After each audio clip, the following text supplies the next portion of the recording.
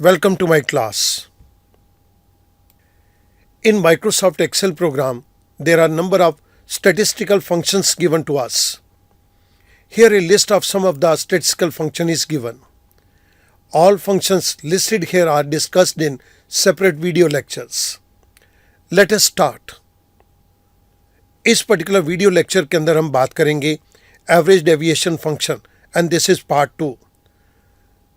Statistics के अंदर हम इसे मीन डेविएशन या एवरेज डेविएशन का नाम देते हैं, लेकिन एक्सेल के अंदर इसको नाम दिया गया है AVEDEV, that is average deviation. आइएगा शुरुआत करते हैं. सबसे पहले एवरेज डेविएशन के सिंटेक्स को देखते हैं. सिंटेक्स में हमें नंबर्स को देना है. फर्स्ट नंबर मैंडेटरी है, उसके बाद के नंबर ऑप्शनल हैं. एवरेज डेविएशन फंक्शन का पर्पस क्या है? It returns the average of the absolute deviation of data points from there mean. हम मीन से डेविएशन को निकालेंगे और उनका एवरेज करके देंगे. तो स्टैटिस्टिक्स के अंदर हमने दो नाम दे दिए, मीन डेविएशन और एवरेज डेविएशन, लेकिन एक्सेल के अंदर हमने इसको नाम दिया है एवरेज डेविएशन. इस वीडियो लेक्चर के अंदर हम कंप्यूट करेंगे mean deviations for individual series. मैंने सिंप्लिसिटी से कुछ स्ट्रक्चर को ऑलरेडी जनरेट किया है और इस स्ट्रक्चर की मदद लेके मैं कुछ टाइम सेव करूंगा. Let's start with the question. इस पर्टिकुलर पॉइंट को करने के लिए मैं आपके सामने दो मेथड अडॉप्ट करूंगा. एक एक्सेल के फंक्शन से जो वैल्यू हम निकालते हैं और दूसरा जो स्टैटिस्टिक्स के जरिए हम वैल्यूज़ को कंप्यूट करते हैं. सो यहाँ पर मैं आपके सामने एग्जांपल ले रहा हूँ computation of mean deviation for individual series. मेरे को इस केस के अंदर 3 कॉलम्स दिए गए हैं.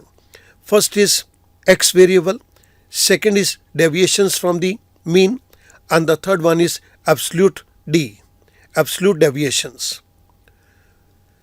मैं यहाँ पर कुछ आर्बिट्रेरी तरीके से वैल्यूज़ को टेकअप कर रहा हूँ. 10, 20 दोनों को सिलेक्ट करके मैंने इनको नीचे ड्रैग डाउन कर दिया. मेरे पास ये आर्बिट्रेरी बेसिस के ऊपर कुछ वैल्यूज़ आ गई. मैं इन्हीं वैल्यूज़ के बेस के ऊपर मैं एक्सेल के अंदर इस फंक्शन को डायरेक्टली स्टार्ट कर सकता हूँ. सो मैं यहाँ पर लिख रहा हूँ दिस इज एवरेज डेविएशन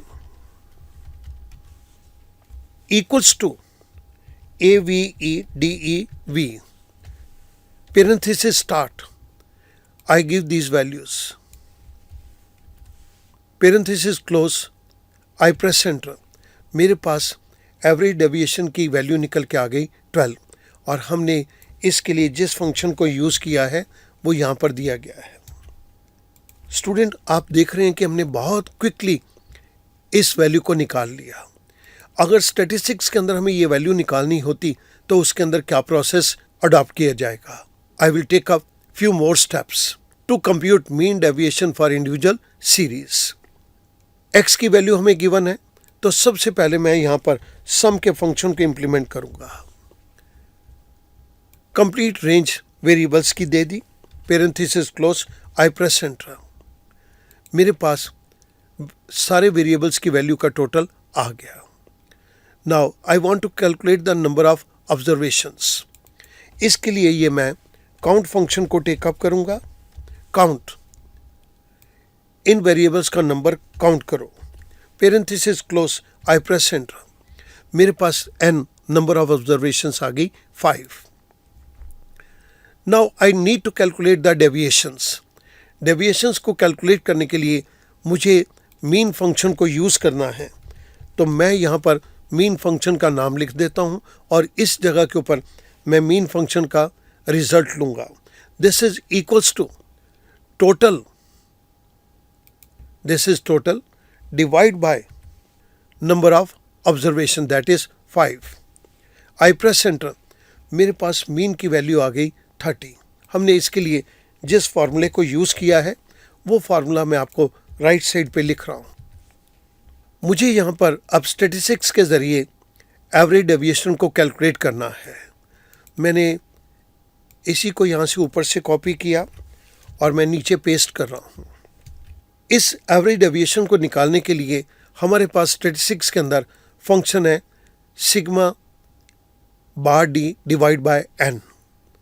तो मेरे पास यहाँ पर मुझे डेविएशंस भी चाहिए और मेरे पास एन है। तो सबसे पहले मुझे ये bar D that is absolute deviation इनको टेकअप करना है।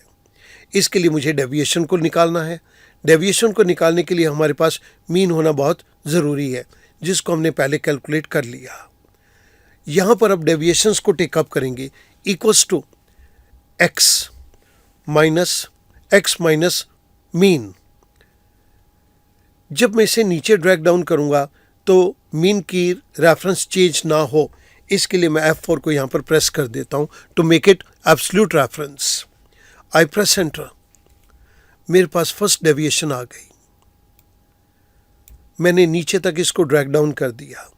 मैं डेविएशन का के ऊपर भी सम का फंक्शन इंप्लीमेंट कर देता हूँ, तो टोटल डेविएशन की वैल्यू सिग्मा डी इज 0। लेकिन मुझे तो एब्सोल्यूट डी चाहिए। एब्सोल्यूट डी के लिए मैं यहाँ पर ABS एब्सोल्यूट फंक्शन को टेकअप करूँगा। उसके अंदर मैंने ये नंबर दे दिया which is given to us in C6 cell. Parenthesis close. I press enter. मेरे पास डेविएशन की वैल्यू एब्सोल्यूट टर्म्स के अंदर आ गई। मैंने सम के फंक्शन को राइट साइड पे इम्प्लीमेंट कर दिया, तो मेरे पास सिग्मा एब्सोल्यूट डी आ गया, जिसको हम इस तरह से लिखेंगे सिग्मा बार डी, या हम इसको बोल सकते हैं this is sigma D. Sigma D की वैल्यू मेरे पास है, मेरे पास एन की वैल्यू है। Now I can calculate the value of average deviation in statistics. This is equals to sigma D divide by N. N is number of observations. I press enter. मेरे पास यहाँ पर एवरेज डेविएशन की value निकल कर आ गई 12। हमने जिस फंक्शन को यहाँ पर यूज़ किया, मैं वो आपके रेफरेंस के लिए राइट साइड के ऊपर दे रहा हूँ। स्टूडेंट ध्यान दीजिएगा, ये एवरेज डेविएशन मैं कलर कर रहा हूँ। हमने इस फंक्शन के थ्रू निकाली AVEDEV। यहाँ पर हमने एवरेज डेविएशन की वैल्यू जो है वो स्टैट के फंक्शन के थ्रू हमने निकाली। दोनों के अंदर वैल्यूज़ सेम हैं, लेकिन एक्सेल के अंदर अगर वैल्यूज़ को निकालना है then it is very simple. Simply आप AVEDEV फंक्शन को लिखिए और उसके अंदर आर्गुमेंट के अंदर इन वैल्यूज़ को पास कर दीजिए। You get the average deviation. ये तो बहुत आसान हो गया।